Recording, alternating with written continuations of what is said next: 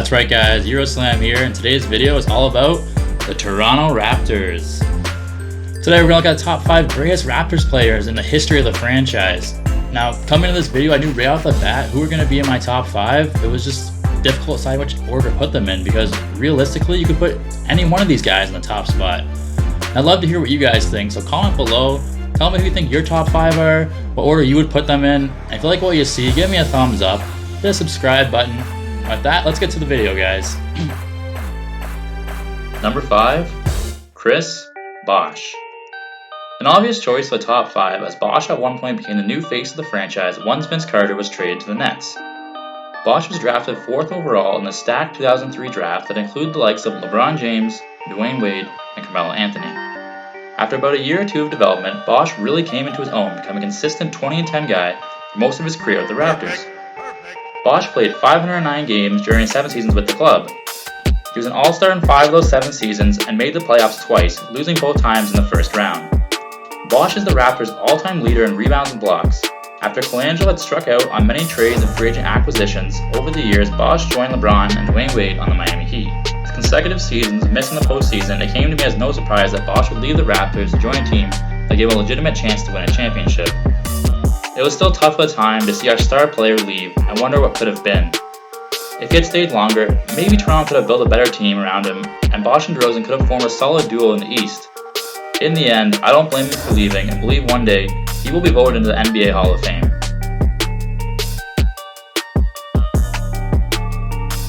Number 4, Kawhi Leonard. Okay, so here's where some of the controversy may come in. Some people might not put Kawhi on this list as he only played 1 season with the Raptors, while others might put him higher, even number 1, since he did bring the Raptors their only championship, and he did win Finals MVP. Now, I kept going back and forth and finally decided to put him at number 4. Many people were stunned when Toronto traded their all-time points leader and fan favorite DeRozan in a package for Leonard. I felt all sorts of emotions. I was surprised, shocked, also sad to see DeRozan leave, and I was ecstatic to acquire talent such as Leonard. Although I'm not gonna lie, I was skeptical of Kawhi's health as he missed basically the entire season before. However, I had followed Kawhi's full career, and I knew he was an MVP caliber player and one of the best, if not the best defender in the NBA. In his only season with the Raptors, Leonard played 60 games, missing 22 due to load management. Now in those 60 games, he averaged a terrific 26.6 points per game, 7.3 rebounds per game, and shot nearly 50% from the field. Now that's pretty impressive considering he played only 9 games a season before. During the playoffs, he was even more impressive, holding the record for the most points scored in the playoffs by a Raptor in a single season with 732.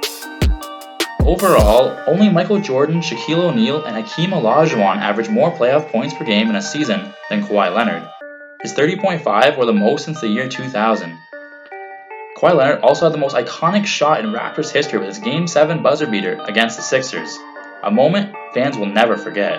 Is this the dagger?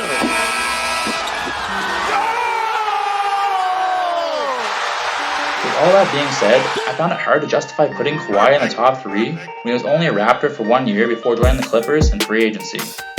His contributions in his 1 year though are enough to earn him a spot on this top 5. Number 3, DeMar DeRozan.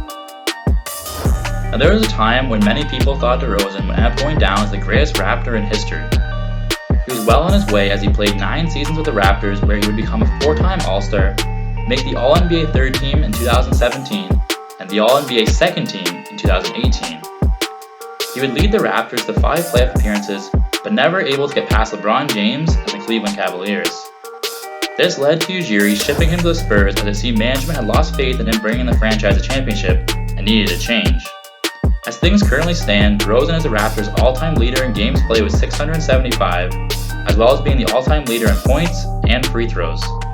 Unfortunately, it looks at this point in time in his career, DeRozan will likely not lead a team to the championship and will go down as a great player, but not an elite one.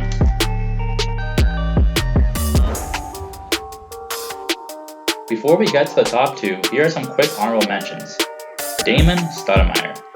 Known as Mighty Mouse, was the first ever draft pick by the Raptors in 1995. He'd win Rookie of the Year, but only spent 3 seasons with the Raptors. Jose Calderon. He spent 7.5 seasons with the Raptors and became a reliable point guard over the years for them. Morris Peterson, who was a fan favorite and was best known for this crazy game time 3. You could name many others like Antonio Davis and Pascal Siakam, who one day most likely be on this list.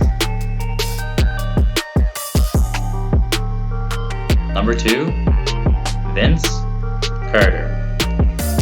Now you all knew he was going to make the list. In 1995, the league expanded into Canada, and at first the Toronto Raptors were a tough sell. Canada was a hockey country, and lots of people weren't all too interested in the Raptors. In 1997, when the Raptors drafted Tracy McGrady, he was quoted as saying, he had no clue where the hell Toronto was. A year later, the Raptors executed a trade on draft day, swapping their 4th pick Antoine Jameson for the 5th pick, a guy named Vince Carter. From there on out, Carter began to put the league on notice. He received many nicknames such as Half Man, Half Amazing, Air Canada, and Vinsanity, for his unbelievable talent and crazy hops.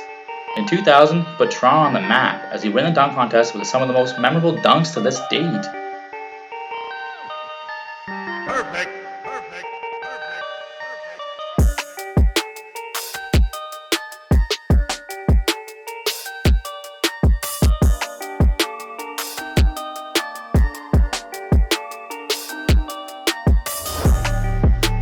The league was watching, and kids all over Canada were inspired to start playing basketball.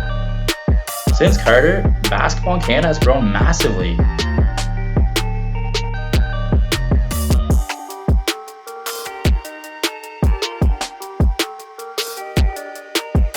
The number 1 greatest Raptor of all time?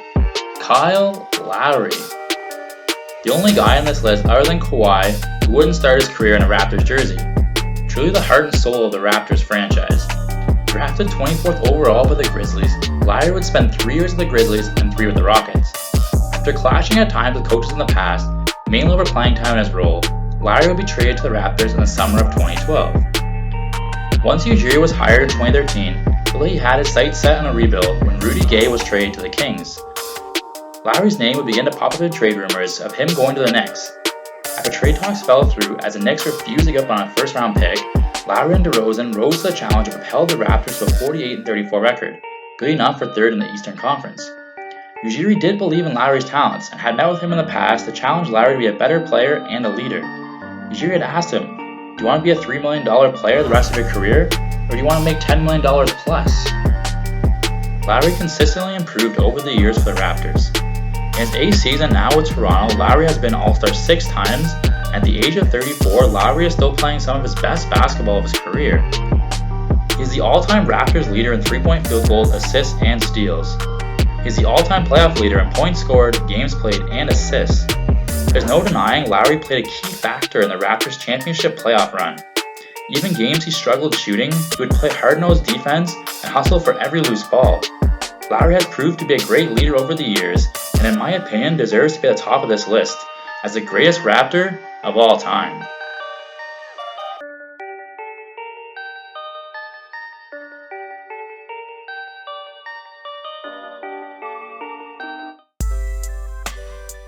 Thanks for watching the video, guys. Make sure to comment below, let me know who your top 5 are, give me a thumbs up, share this video if you can, it'd be greatly appreciated. Subscribe if you haven't already, you got a lot of great videos coming in the future.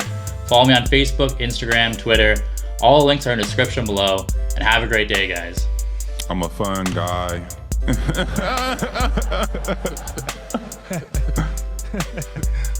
He's right there. Yeah, the glasses, there you go.